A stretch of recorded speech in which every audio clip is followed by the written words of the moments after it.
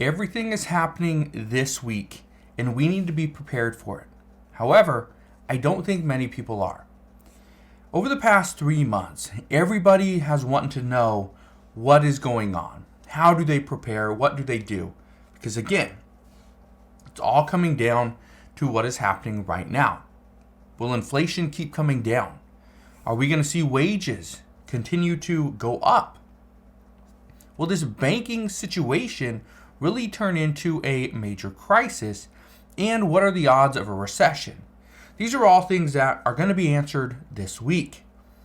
Now, I've said this before and I will continue to say it over and over again. The U.S. economy is struggling.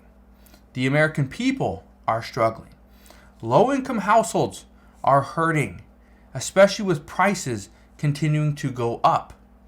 But it's not just the low-income houses, okay? The middle income, they are hurting as well. We're seeing seniors, in some cases, can't even afford the medication that they need to survive. And this is a problem. But again, a lot of the questions that we have had over the past few months or even the past year, a lot of these things are going to be answered this week. For instance, here's what's going on this week. And if you want to know more, all you got to do is 2 things. First off, go ahead, hit the like button on this video, and also click that subscribe button so you never miss an update.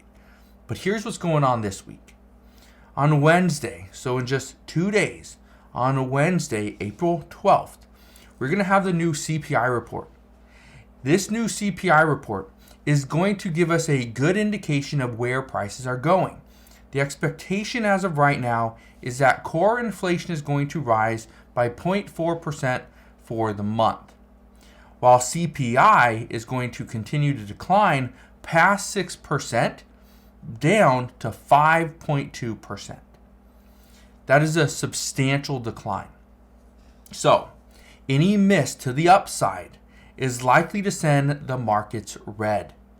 This is going to be something that we need to keep an eye on, because if the markets are red, guess what happens? The American people sometimes stop spending money.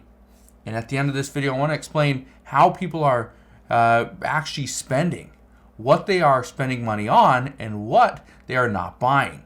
And this is something that is very key as well. But again, it doesn't stop there. Just because CPI is expected to go down to 5.2%, remember what I said, okay? Core inflation will rise by 0.4%. What is core? Core is everything excluding food and energy. Those 2 things. What has happened lately? Energy prices have started to go back up. What happened for the past couple of months? Food prices continue to rise.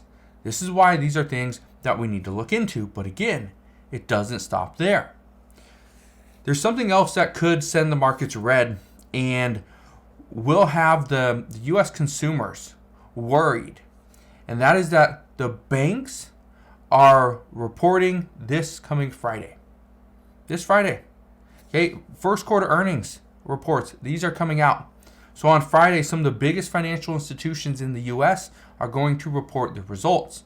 So before market opens, we will get the reports from JP Morgan, from Wells Fargo, from Citi, and from BlackRock. They will all report this Friday.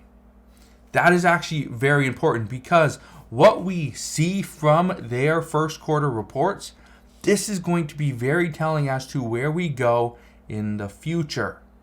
Okay? Now, obviously, we are all very anxious to see what has happened, because of the collapse of Silicon Valley Bank. Did it really impact the big banks? And if so, just how much of an impact did it have, and was it a negative impact? These are all things that we must consider. Okay?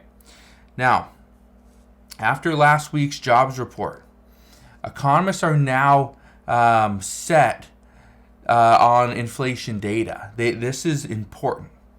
We saw weakening in the labor market. That's easing, right? So that's good. That was one of the key focuses that the Fed had, but now it's going to be on inflation, which means we could see additional rate hikes. And as we see additional rate hikes, this is going to push your credit card payments up a little bit higher. This is going to mean businesses are going to struggle a little bit more, but also businesses are going to use this time to redo their workforce. They want to better balance their employment levels, and they want to reassess the strategies moving forward. What works, what doesn't, and what should they consider. But again, it all comes down to this week. This week is a very important week. Okay? Now I could have came on here and I could have done a video on just about anything. I could have talked about the stuff going on in other countries, what's happening in Europe. I could have talked about just the specific banking crisis here in the U.S. Now I could have talked about crypto. That's a major story. Could have talked about Social Security, what the lawmakers are doing right now that they're in their second week of recess. But no, I wanted to talk about this because, again, this is extremely important. But let me also break this down. Something else that we just learned this morning. It was a new report from the Adobe Digital Price Index. This showed that more than half of the 18 categories that have been tracked showed an annual price decline. That's actually good news that, yes, prices are coming down. But this is also due to online merchants going through a more competitive selling environment. They're trying to sell all their goods. They overpurchased. Now they're trying to sell stuff that they just can't get rid of. They're liquidating products. They're slashing prices. Everything is going good for the consumer. But at the same time, here's the problem. Do we need this stuff? In most cases, the answer is no.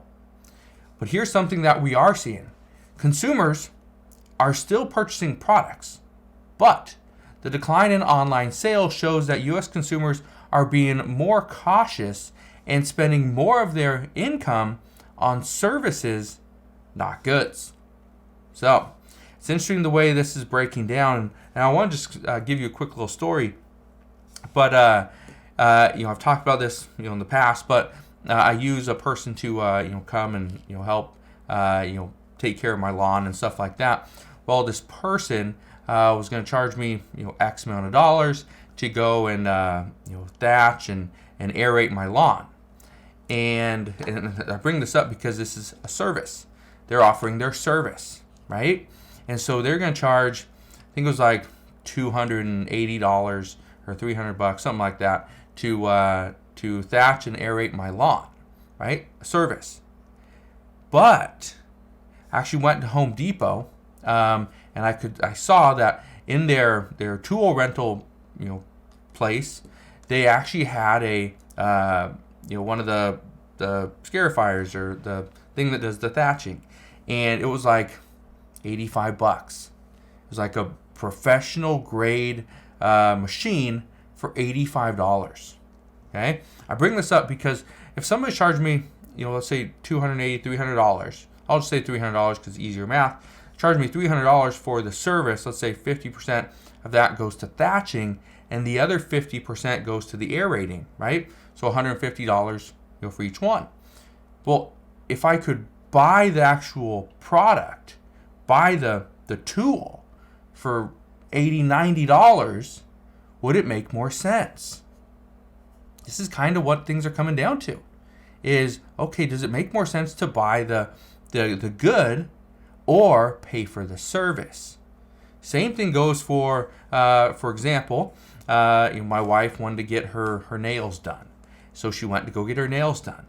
Well, I don't know what she charged or what she paid, but let's say it's like $50. And for all you women out there, get your nails done, let me know if I'm completely off on this price. But let's say it was $50, she got her nails done. I have no clue about any of that stuff.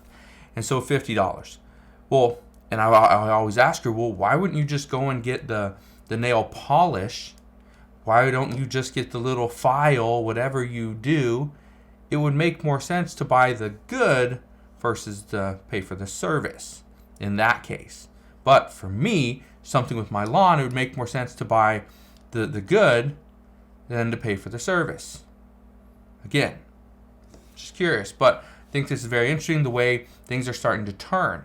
But let me know if you have a story, something like that, where it would make more sense for you to buy the good versus paying for the service. And a lot of that has to do with wages. So That's what we know at this time. But again, everything is coming down to this week. What we see happen this week is going to be vital for what happens in the future. So all you got to do, click that subscribe button so you never miss an update. But again, thank you guys for watching, and I'll see you guys on the next one.